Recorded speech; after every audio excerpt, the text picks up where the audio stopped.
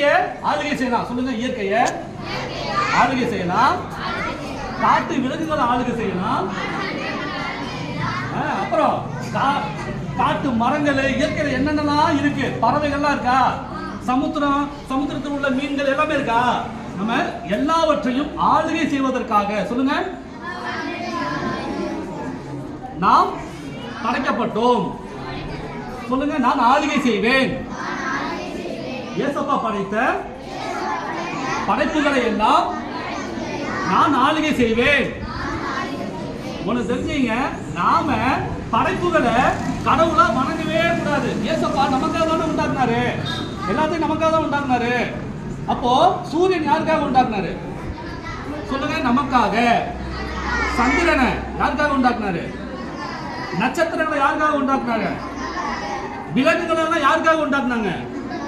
அப்போ சூரியனை என்ன பண்ணக்கூடாது? நாம சொல்லுங்க, கும்பிடக்கூடாது. நிலாவை கூடாது, நட்சத்திரங்களை கும்பிடக்கூடாது. அடுத்து காட்டு விலங்குகளை, எத்தனை காட்டு விலங்குகள் இருக்கு, அதெல்லாம் சாமி சாமின்னு கும்பிடுறவங்க நிறைய பேர் இருக்காங்க. ஆனா ஏசப்பாடைய படைப்பை நாம என்ன பண்ணக்கூடாது? கும்பிடவே கூடாது. நாம யாரெல்லாம் கும்பிடணும்? சொல்லுங்க, சூரியனை படைத்தவரை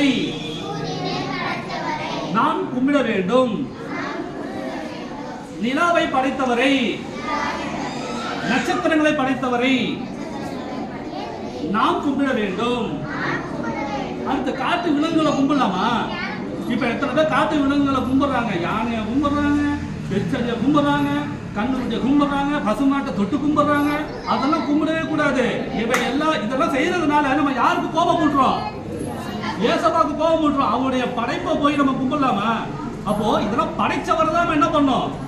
கும்பிடணும். சொல்லுங்க, எல்லாவற்றையும் படைத்தவரை நாம் கும்பிட வேண்டும். அடுத்து மனுஷங்களையே தெய்வமா கும்பிடுறாங்கல்ல, அதுவும் கூடாது. சொல்லுங்க, மனுஷனை தெய்வமாக கும்பிடக்கூடாது. அப்ப மனுஷனே யாரு படைச்சது? ஏசப்பா தானே. அப்போ மனுஷன் எல்லாம் சேர்ந்து நம்ம யாரு கும்பிடணுமா? சொல்லுங்க, ஏசப்பாவை.